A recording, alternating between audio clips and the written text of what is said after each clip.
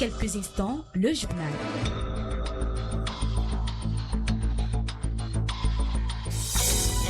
Le projet Ma formation, mon métier, mon avenir, mis en œuvre par Fawe Bénin, Éducation internationale et Reneige, en partenariat avec Affaires mondiales Canada, vous donne l'heure. Il est 19 heures. Il est 19 heures ici à la Voix de la Lama et c'est l'heure de l'actualité sur votre radio. Voici le sommaire.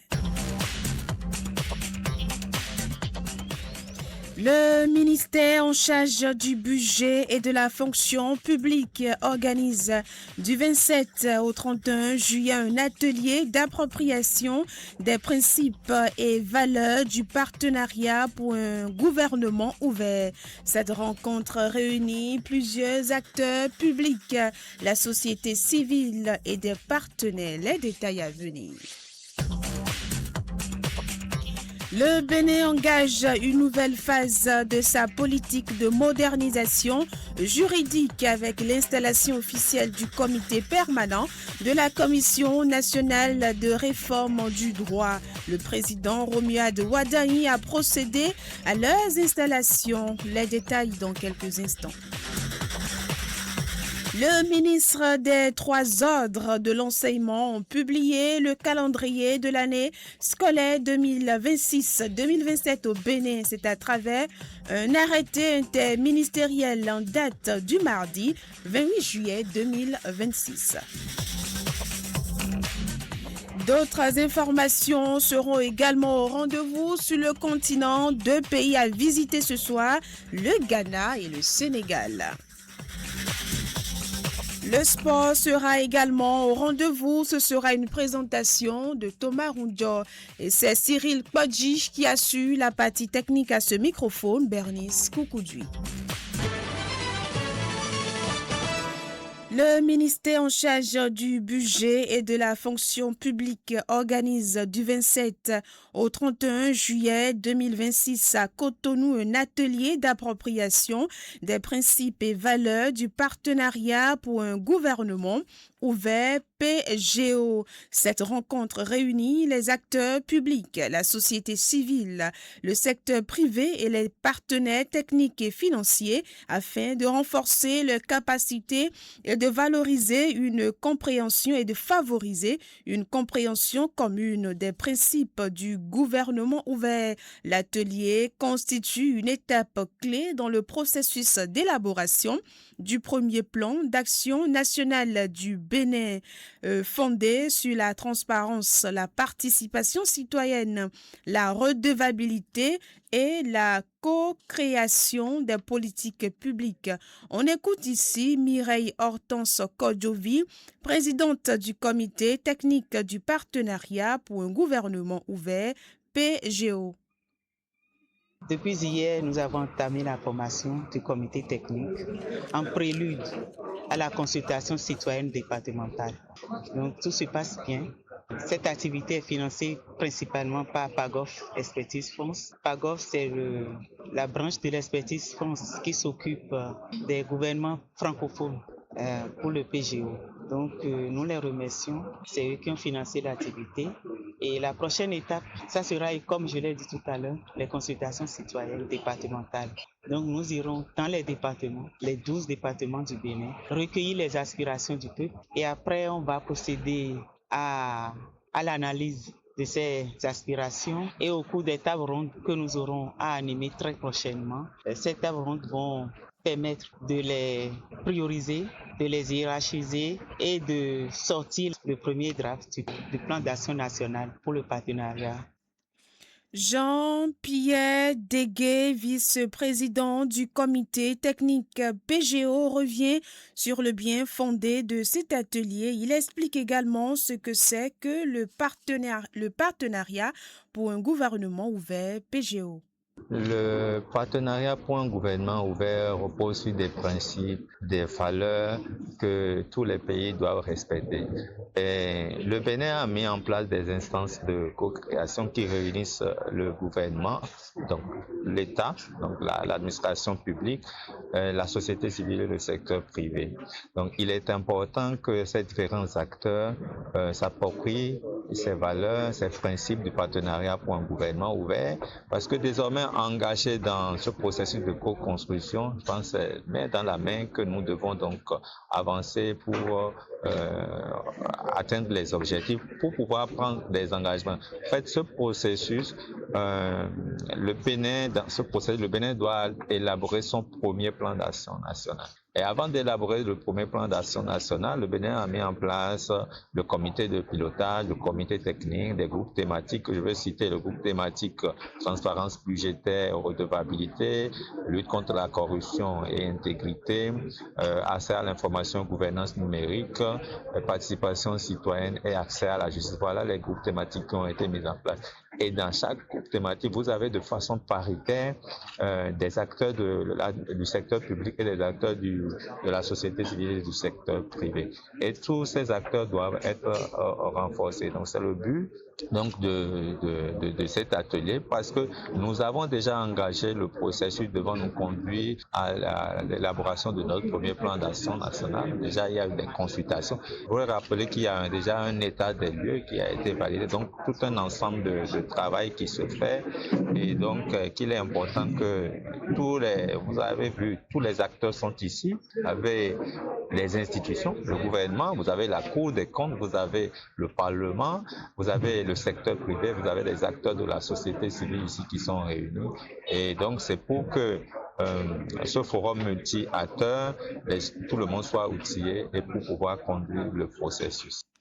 Gustave Pérez Ara, expert international en gouvernance de participation, est le formateur.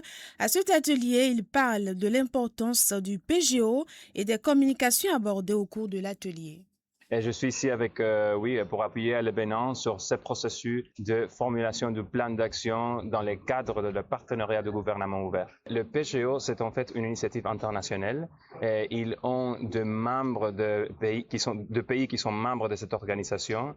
Et vraiment, c'est pour la promotion de le gouvernement ouvert. Ça veut dire de la participation citoyenne, de la transparence et de la redevabilité. Alors, c'est vraiment un mécanisme pour mettre en dialogue à la société civile et le gouvernement pour la formulation de politiques publiques. Tout le processus pour formulation de politiques publiques, c'est vraiment important d'avoir la citoyenne comme une partie clé dans ce processus. Alors, c'est de mécanismes pour faire des consultations publiques, pour vraiment de donner des réponses sur les contributions que les citoyennes font par rapport à leurs priorités et leurs besoins, et que les gouvernements vraiment peuvent répondre sur comment est-ce qu'ils prennent conscience et prendre les contributions pour formuler de politiques publiques qui vraiment fait un change positif dans la vie de la citoyenne. Les grandes lignes de la formation sont surtout quelles sont les normes internationales de participation,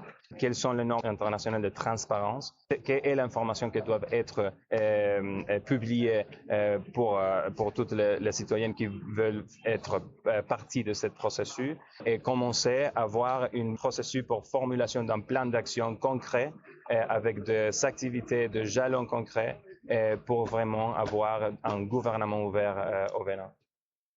Pour Chabi Kassim Taba, conseiller à la Cour des comptes et président du Présidium à l'occasion de cet atelier, les participants ont pris part à cette formation avec engouement. C'est avec un réel engouement que les participants prennent part à cet atelier. Les informations qui sont données sont des informations très capitales. Les experts qui délivrent cette formation ont insisté beaucoup sur les critères du gouvernement, du partenariat pour un gouvernement ouvert, à savoir la transparence, la participation citoyenne, la redevabilité. L'accès à l'information a été un point sur lequel beaucoup ont insisté. Les débats ont été très enrichissants dans ce domaine et les dispositions à prendre pour que, au niveau de chaque institution, chaque secteur, ces informations soient disponibles. Les approches ont été proposées et nous pensons que tel que ça se déroule, cette formation sera couronnée d'un véritable succès. Les participants seront très satisfaits. Il faut avouer également que les participants sont très ponctuels. Nous respectons donc le calendrier.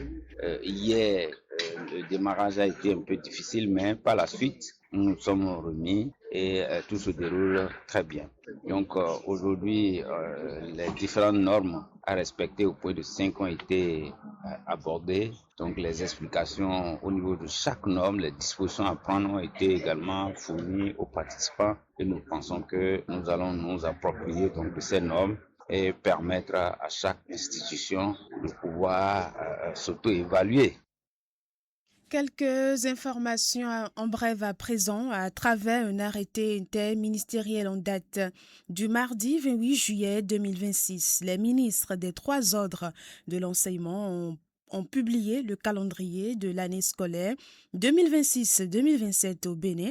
Selon ce calendrier, la pré-rentrée commence le lundi 7 septembre et prend fin le vendredi 11 septembre 2026. Elle est suivie de la rentrée scolaire qui démarre officiellement le lundi 14 septembre 2026 dans tous les établissements publics et privés des enseignements maternels primaires, secondaires, général et techniques. Le Bénin engage une nouvelle phase de sa politique de modernisation juridique avec l'installation officielle du comité permanent de la Commission nationale de réforme du droit. Le président de la République, Romuald Wadani, les a officiellement installés mardi 28 juillet 2026 lors d'une cérémonie organisée au Palais de la Marina. La cérémonie s'est tenue en présence de la vice-présidente de la République, des présidents d'institutions et du ministre de la Justice et de la Législation. Mis en place dans le cadre du programme des réformes institutionnelles engagées par le gouvernement, le comité permanent aura notamment pour mission d'assurer une veille sur les textes en vigueur, de proposer des réformes législatives et réglementaires et d'appuyer les pouvoirs publics dans l'élaboration de nouvelles normes. Le comité est présidé par Noël Gbagidi Didjoué, Boyou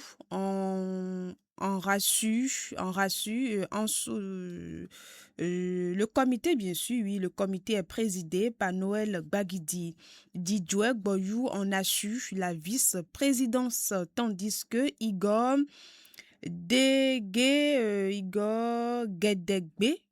Guédégbé occupe les fonctions de rapporteur. Nous retrouvons à présent les informations africaines.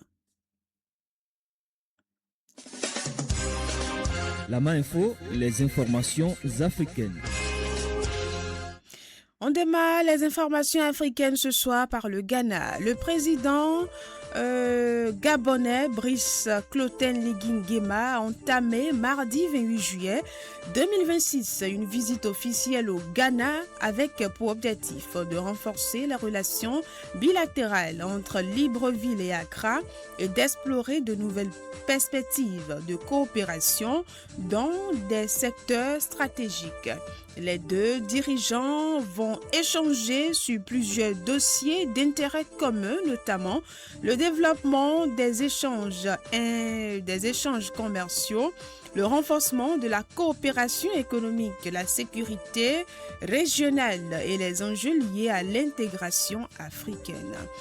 Le Sénégal engage une nouvelle étape dans la construction de sa souveraineté éducative dans l'élaboration de son premier document de politique linguistique nationale.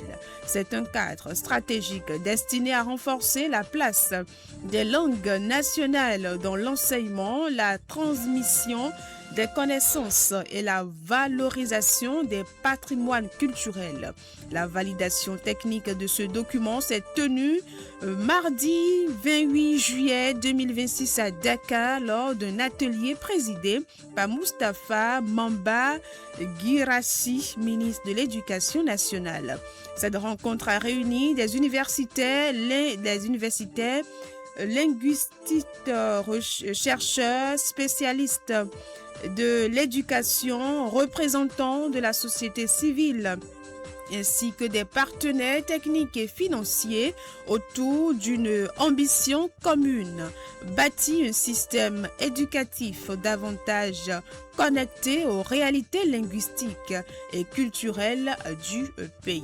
Ce sera tout pour les informations africaines. On fait place à présent à Thomas Runjo pour le sport. Lama Info, les des sports. Thomas Runjo, vous nous parlez dans ce journal de la CAN féminine Maroc 2026 et du tournoi de l'indépendance à Clécamin dans le département du Koufou. La CAN féminine Maroc 2026 se poursuit. On a assisté hier au match Zambie-Égypte. Les Zambiennes n'ont pas fait de détails. Elles ont écrasé l'Égypte par 6-0. Les buts de la Zambie, Nachula à la 25e minute sur penalty, Barbara Dambra 50e minute sur penalty. Barbara Dambra revient à la 67e minute pour marquer le troisième but. Barbara Dambra revient à la 85e minute. Firi Eniles 86e minute. Barbara Dambra 90e minute. Notons que Barbara Dambra a eu 5 réalisations à son actif. Les GCJCM étaient impuissantes devant la situation. Deuxième match, Nigeria-Malawi. Les dames de Malawi n'ont pas tremblé devant le Nigeria. Elles ont descendu le tenant du titre par 3-1. Les buts du Malawi, Chewa Tawenga, 73e et 90e minute, et Tabitha Chawenga à la 79e minute. Ce jour, on assistera au match Ghana-Cap-Vert à 17h GMT, Cameroun-Mali à 20h GMT. Tournoi de l'indépendance à Clécamin, c'est dans le département du Koufou. On a fini avec les demi-finales.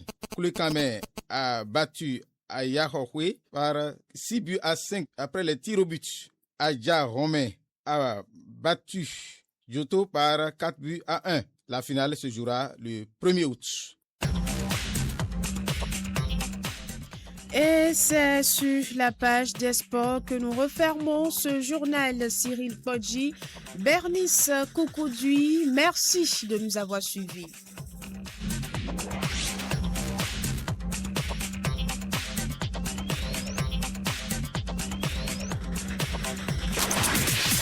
Enfants, jeunes, femmes, hommes, la voix de la lama, c'est ma radio, c'est ta radio, c'est notre radio. Maintenant, il est temps qu'on change la danse parce que la cadence va changer. Tiens, cadence.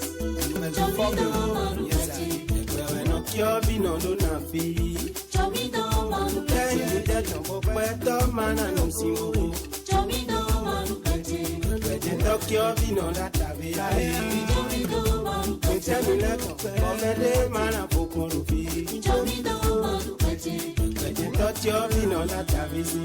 Chomido manu pete. Temi deto, okweto mana nusi. Chomido manu pete. Pete no kyo vino do na fia. Chomido manu pete. DJ Esprit Gojago, Azemadawa. Lazare Converti, Las Coiffure à Boycon, écoute-moi ça. Mimi Machine. Mano Homero, Mano Homero, Homero, Petit na kunu no jen nonde.